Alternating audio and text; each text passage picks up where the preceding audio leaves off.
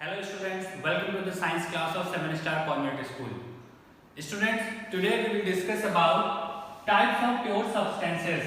अब pure substances के type क्या होते हैं, तो इसको समझने के लिए हमें इस चैप्टर के स्टार्टिंग में जाना पड़ेगा। ठीक है, इस चैप्टर के स्टार्टिंग में हमने क्या देखा था? सबसे पहले हमने देखा था मैटर, जो कि लास्ट चैप्टर में हमने देखा था मैटर सॉलिड, लिक्विड और गैस में हो सकता है। ठीक है, तो स्टार्टिंग में हमने देखा था इस चैप्टर में कि मैटर टू टाइप्स का होता है, या तो वो प्योर सब्सटेंस होगा या तो कोई वो मिक्सचर होगा।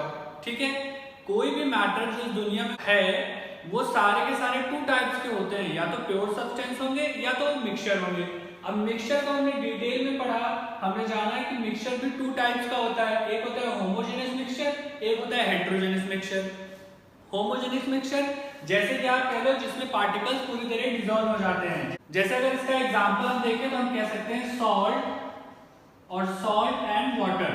ठीक है, सॉल्ट एंड वाटर का मिक्सचर क्या हो जाएगा? होमोजेनियस हो जाएगा, यानी पूरी तरीके से डिसॉल्व हो जाता है। और फिर हेटेरोजेनियस मिक्सचर आता है, इसमें हम कह सकते हैं oil and water, oil and water. ठीक है, तो ऐसे मिक्सचर जो पूरी तरीके से डिसॉल्व नहीं होते हेटेरोजेनियस में आ जाते हैं। इसके बाद अगर हम इससे आगे चलें और हम देखें कि प्योर सब्सटेंस के टाइप, तो प्योर सब्सटेंस भी एक्चुअली टू टाइप्स का होता है। इसमें कुछ आते हैं एलिमेंट्स और कुछ आते हैं कंपाउंड्स। ठीक है, तो अब हम जानेंगे एलिमेंट्स और कंपाउंड्स क्या होते हैं। ठीक है, सबसे पहले अगर हम बात करें एलिमेंट्स की, तो यहाँ पे अगर मैं आपको एकदम शॉर्टकट में बताऊं तो आप ऐसा समझ लो, एलिमेंट्स जो होते हैं वो सबसे छोटी यूनिट होते हैं किसी भी मैटर के। एक तरीके से आप ये समझ सकते हो कि एलिमेंट्स को आगे ब्रेक डाउन नहीं किया जा सकता है। ठीक है, लेकिन कंपाउंड जो होते हैं इनको आगे ब्रेक डाउन किया जा सकता है, लेकिन फिजिकल मेथड से नहीं किया जा सकता है। इसके लिए केमिकल मेथड या इलेक्ट्रोकेमिकल मेथड से इसको किया जा सकता है। ठीक है, तो यानी कि जो एलिमेंट्स होंगे उन्हें हम आगे ब्रेक डाउन नहीं कर सकते, कंपाउंड्स को हम आगे भी ब्रेक डाउन कर सकते हैं। ठीक है, इसका एक छोटा सा एग्जांपल पहले मैं आपको बता देता हूं। जैसे मान लो हमने यहाँ पे रखा वाटर, तो वाटर को हम क्या बोलते हैं? इसको हम बोलते हैं H2O। ठीक है, H2O वाटर को हम बोलते हैं। तो ये H2O क्या है? इसको हम रखेंगे कंपाउंड्स में। क्यों? क्योंकि देखो ये H2O, यहाँ पे ये जो H के यानी हाइड्रोजन है वो 2 मॉलिक्यूल्स है, ऑक्सीजन 1 मॉलिक्यूल है। तो यहाँ पे अगर हम इसको हम देखें तो हम बोलेंगे ये H2O क्या है? ये कंपाउंड है। और इसके एलिमेंट्स क्या है? इसके एलिमेंट्स है हाइड्रोजन और ऑक्सीजन, ये इसके एलिमेंट्स हैं। ठीक है, यानी कि एलिमेंट्स में आ जाएगा हाइड्रोजन, ऑक्सीजन एलिमेंट्स में आ जाएगा। कंपाउंड यानी कि ये दो एलिमेंट्स से मिलकर बना होता है कंपाउंड्स। ठीक है, इसके और भी एग्जांपल की अगर हम बात करें तो हम कह सकते हैं जैसे NaCl, यानी कि हमारा सॉल्ट हो गया। अब ये सॉल्ट का फॉर्मूला है तो ये क्या है? ये कंपाउंड है। ठीक है, लेकिन इसके अलग अलग एलिमेंट्स की बात करें तो हम कह सकते हैं इसमें सोडियम है और क्लोरीन है। तो सोडियम और क्लोरीन को मिला के ये क्या है? एलिमेंट्स हैं। ये जो सोडियम यानी Na और ये जो Cl है, ये जो है ये एलिमेंट्स हैं, यानी एलिमेंट्स को एक निश्चित मात्रा में मिला के कंपाउंड्स बनाए जाते हैं। ठीक है, तो अब आपको बेसिक क्लियर हो गया होगा कि एलिमेंट्स क्या होते हैं, कंपाउंड क्या होते हैं। ठीक है, अब देखो स्टूडेंट, यहाँ पे एक चीज बहुत ज्यादा इंपॉर्टेंट ये समझने वाली है कि एलिमेंट्स को हम और आगे सिंपल फॉर्म में ब्रेक डाउन नहीं कर सकते। तो देखो यहाँ पे अगर मैं आपको बोलूं कि आप Na को अलग अलग, अब इसको ब्रेक डाउन करो, तो अब इसको आप कैसे ब्रेक डाउन करोगे? इसको आप ब्रेक डाउन नहीं कर सकते। ठीक है, लेकिन अगर यहाँ पे सॉल्ट था आपके पास NaCl, तो आप इसको ब्रेक डाउन कर सकते हो। तो कंपाउंड्स को हम ब्रेक डाउन कर सकते हैं, एलिमेंट्स को ब्रेक डाउन नहीं कर सकते। ठीक है, और एक चीज और याद रखना, ये प्योर सब्सटेंस है। जैसे अगर मैं आपको बोलूं वाटर, तो वाटर अपने आप में प्योर सब्सटेंस है। ठीक है, इसको आप मिक्सचर नहीं कह सकते। ठीक है, तो प्योर सब्सटेंस में कंपाउंड आएंगे और एलिमेंट्स आएंगे। ठीक है, कंपाउंड्स को हम आगे ब्रेक डाउन कर सकते हैं, एलिमेंट्स को ब्रेक डाउन नहीं कर सकते। ओके स्टूडेंट्स, एक बात हमेशा याद रखना कि एलिमेंट्स हमारी केमिस्ट्री की बेसिक नींव है। एलिमेंट सबसे ज्यादा जरूरी चीज है, तो इसे थोड़ा डिटेल में पढ़ना भी बहुत जरूरी हो जाता है हमारे लिए।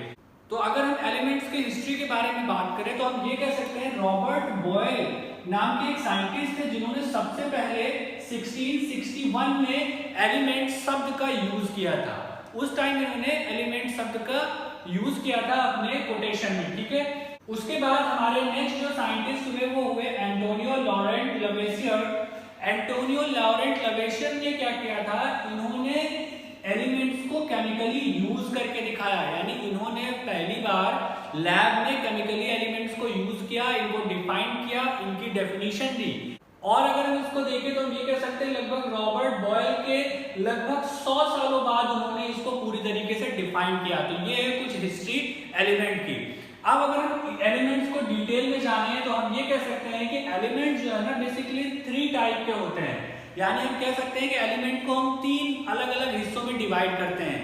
यानी एलिमेंट्स के भी कुछ टाइप्स हैं, जैसे इसमें कौन कौन से होते हैं, इसमें कुछ होते हैं मेटल्स, कुछ होते हैं नॉन मेटल्स और कुछ होते हैं मेटलॉइड्स। ठीक है, आप पीछे की क्लासेस में क्लास 8 में आप इसको पढ़ चुके हो, मेटल्स क्या होते हैं, नॉन मेटल्स क्या होते हैं, मेटलॉइड्स क्या होते हैं। अगर आपको अभी भी कोई कंफ्यूजन है तो क्लास 8 के वीडियो लेक्चर में आप इसको आसानी से देख सकते हो। ठीक है, फिलहाल हम यहाँ पे बात कर रहे हैं मेटल्स की।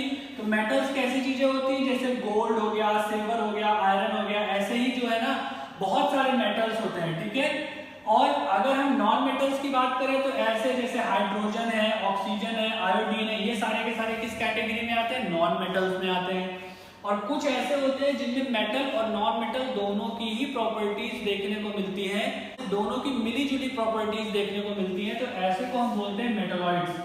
मेटलॉइड जैसे बोरॉन, सिलिकॉन, जर्मेनियम, तो ये कुछ ऐसे होते हैं जो मेटल और नॉन मेटल के बीच के होते हैं, यानी ये कभी मेटल की तरह बिहेव करते हैं, कभी नॉन मेटल की तरह बिहेव करते हैं। ठीक है, तो हम ये कह सकते हैं एलिमेंट्स को हम आगे इन 3 हिस्सों में बांट के ऐसे इजीली समझ सकते हैं। ठीक है, मेटल और नॉन मेटल में क्या डिफरेंस है और नॉन मेटल मेटलॉइड्स में क्या डिफरेंस है, ये सारी चीजें आपको क्लास 8 के वीडियो लेक्चर में मिल जाएंगे, तो आप वहां से इसको आसानी से सीख सकते हो। ओके स्टूडेंट्स, एलिमेंट्स की थोड़ा अगर और हम बेसिक जानने की कोशिश करें तो आप ये जान लो कि अभी तक दुनिया में 100+ एलिमेंट्स को खोजा जा चुका है, यानी कि हम 100 से भी ज्यादा एलिमेंट्स को अभी तक खोज चुके हैं, यानी हम उनको डिस्कवर कर चुके हैं।